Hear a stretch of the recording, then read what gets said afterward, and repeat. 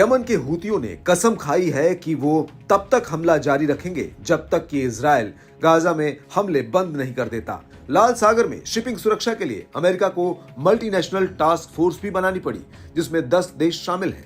America की तमाम कार्रवाइयों के बावजूद हूती जहाजों पर हमला जारी रखे हुए हैं। यमन के हूती कहीं से भी रुकने को तैयार नहीं दिख रहे हैं, बल्कि और ज्यादा आक्रामक नजर आ रहे हैं। हूती विद्रोहियों के अंसार अल्लाह गुट के कार्यालय के निदेशक सफर अल सूफी ने अमेरिका के हालिया हमले पर प्रतिक्रिया देते हुए चेतावनी दी। संयुक्त राज्य अमेरिका ने समुद्र में यमनी सशस्त्र बलों पर हमला करके अनिवार्य रूप से अपने खिलाफ प्रतिक्रिया को उकसाया है। उन्होंने इस बात पर जोर दिया कि वॉशिंगटन अब इसके अंजाम से नहीं बच पाएगा। यमनी नौसैनिक बलों पर अमेरिकी हमले से अंतर्राष्ट्रीय नेविगेशन की सुरक्षा को अब खतरा है।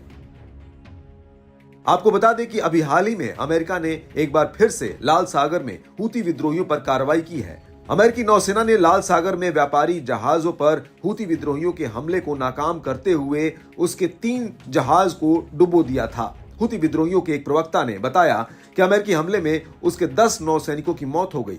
31 दिसंबर को यमनी सशस्त्र बलों ने अपने कई नौसैनिक बलों की शहादत की घोषणा की थी।